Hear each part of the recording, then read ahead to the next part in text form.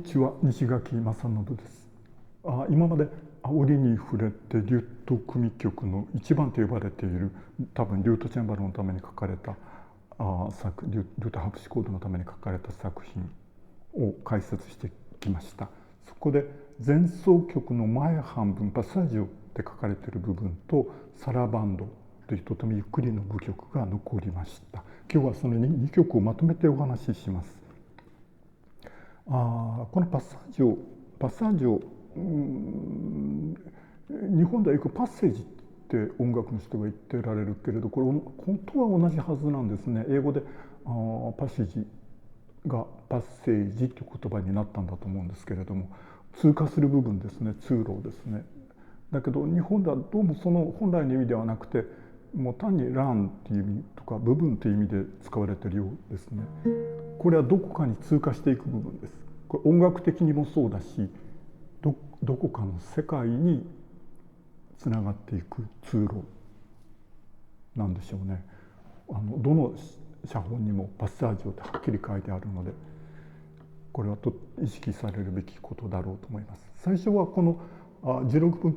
9符で始まります。これはとても大事なことですね。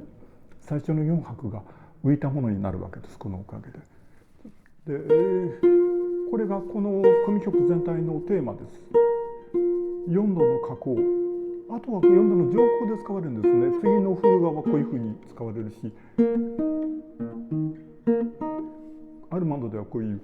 シミシミ、こればかり使われるわけです。ここでは4度の下降が使われます。これはアパジャトゥーラですね。超前打音で。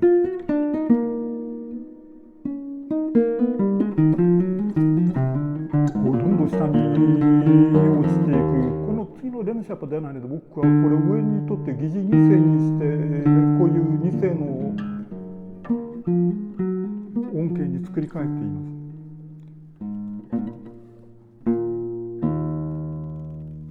す。下にこう奈落に落ちていくわけです。これと似た音形というのがあります。バッハは今からだいたい300年前に活躍したわけですけれども、それよりもまだ100年前はモンテベルディっていう、イタリアではモンテベルディっていう作曲家が、日本で初期バロックって呼ばれているオペラの連作で、とりわけ有名なオルフェオっていうのは神話ですね、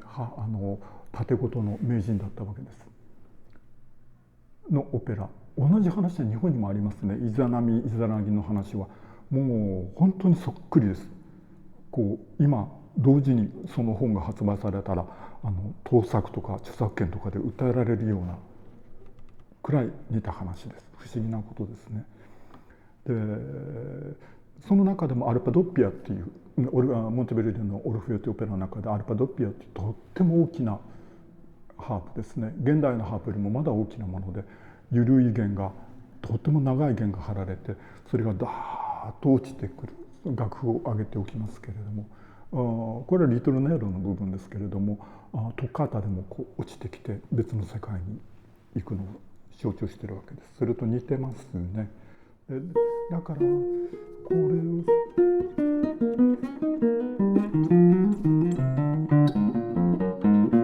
由なリズムでないとこのパッサージュにはならないだろうと思います。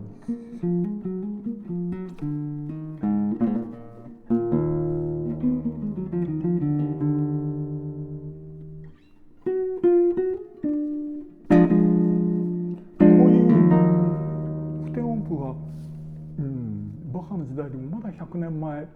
らしく僕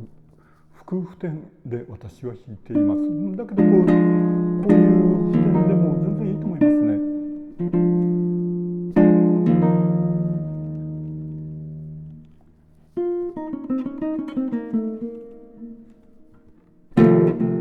これではバッハではこのねファのシャープ、ラのシャープ、ドのシャープという音についてはまた後で説明しなくてはならないんですけれども、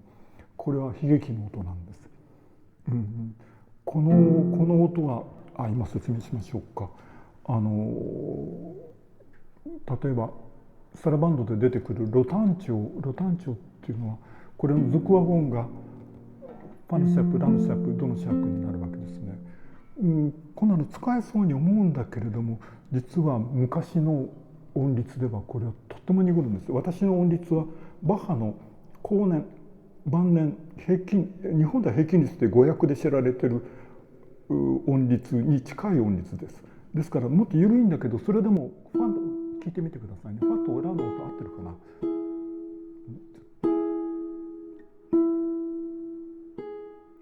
ファとラの音はこんな音です。でファとラのシャープ半音ずらすと、皆さんがお持ちの普通の平均律のギターとかピアノでは何ら変わることはないんですけれども、ファのシャープラのシャープはこんなぐらい濁るんです。とっても濁るわけで、ファのナチュラル、ラのナチュラル、ヘ長調の音はこんなに透明で、ロ単調の属和音のファのシャープラのシャープになるとこんなに濁るわけです。でバッハの若い頃の音律はもっと濁るわけです。ですからこれに下に低音7度音の低音を出した時にはとっても濁る、もう地獄の音ですね。だから例えばモーツァルトなんかも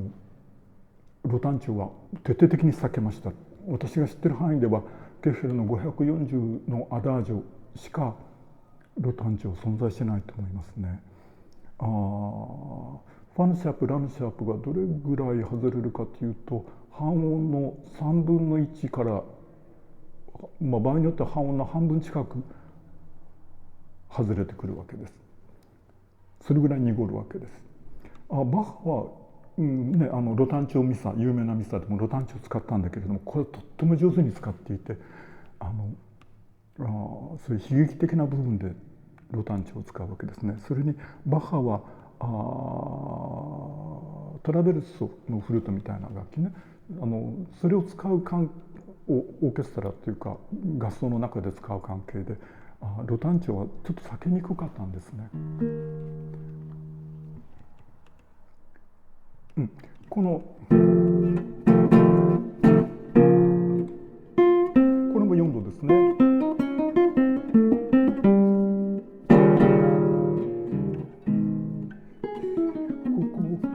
32分音符だけど、これ32分音符の感じを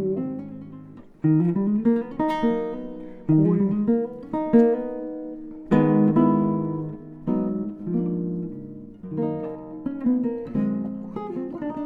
穏やかな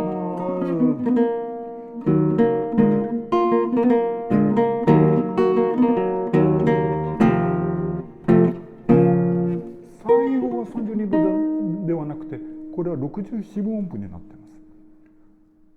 これを正確に弾かなきゃなんないかというと、どうだろう、僕は正確に弾くべきだろうと思います。でないとわざわざこんな64分音符なんて書かないですからね。だからその前のテンポはこれが弾ける程度の速さにしてくださいね。テクニックとしてもかなり厄介なことになります。そしてこの曲は実際にはこういうちっちゃなフがフゲッタにつながるわけですけど、セイファーとしてきたのがテーマがファーシ入れ替えになるわけですね。で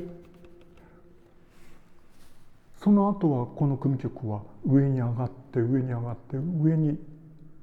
こう今奈落の底に序曲で落ちたものが序奏で落ちたものが上に上がってくるわけです。次はサラバンドです。サラバンドは2拍目に重みがかかるゆっくりとした舞曲です。2拍目が弾かれない時もありますが、そこには重みがかかります。例えばワルツなんかでも1拍目がある必要はないわけですね。1拍目はこうやってこういうふうに入る必要もなくて、1拍目がなしで9符でこうないところにアクセントがあるわけです。アクセントってのは決して強く弾くことで当たり前だけどね、弾くことではありませんね。でバッハのサラバンドはね、どうだろう、いつも独特の世界ですね。別の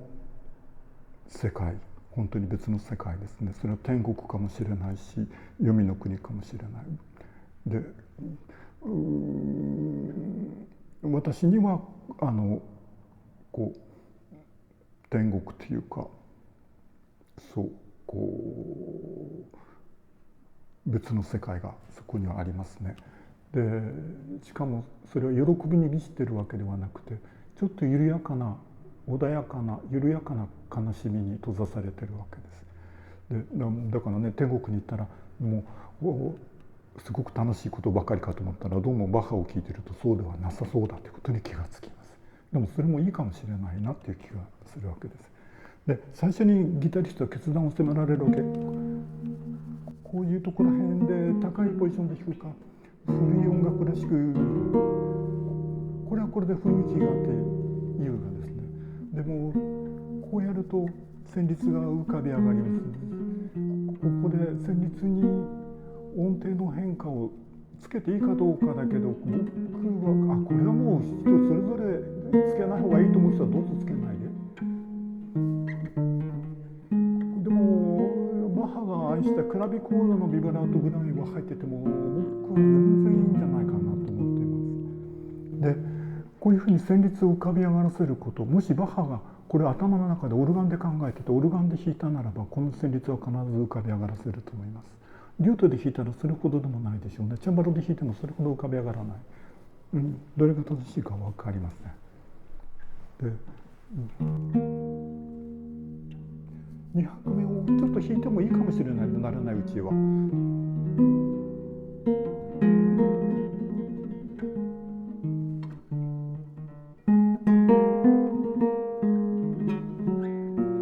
穏やかな旋律ですね。何も変わったことはない。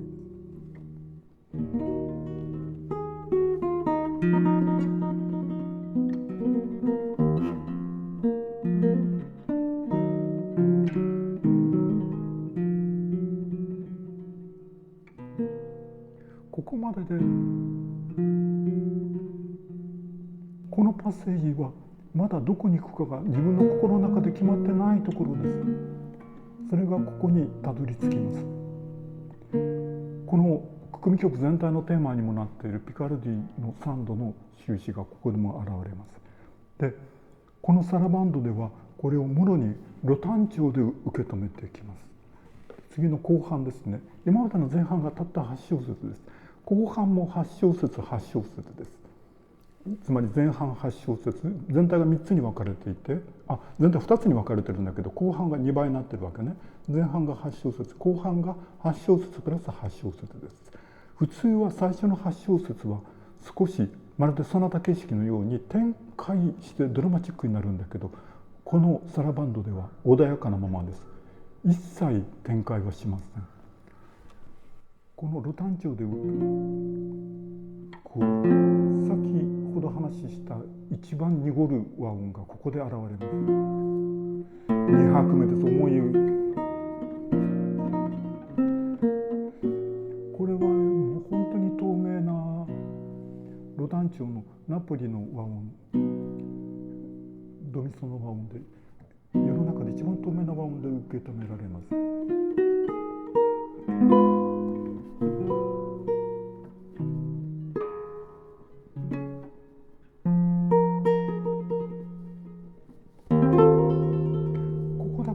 少し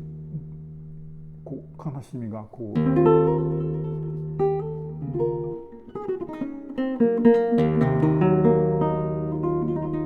の2小節だけですね。本当に悲しみが表に出てくる瞬間っていうのは、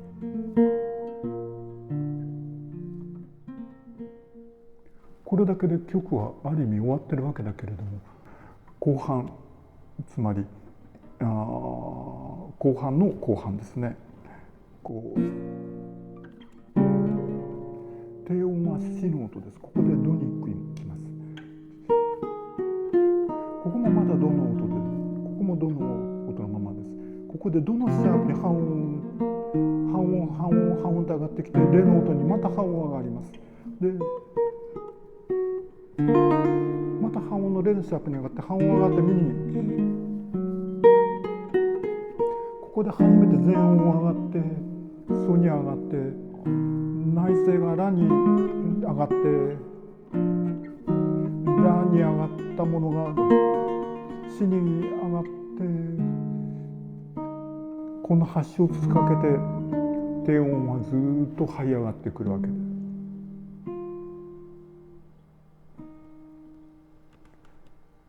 だから僕はほんのちょっとだけこれはちょっと難しいけど、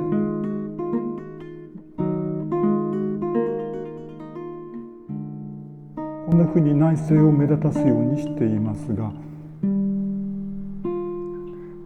こういうふうにしてもそんなことに気が付く聴衆は多分いないですね。でもいいんです。こうずっと弾いてる間に誰かがずっと下からこう上がってくるわけですね。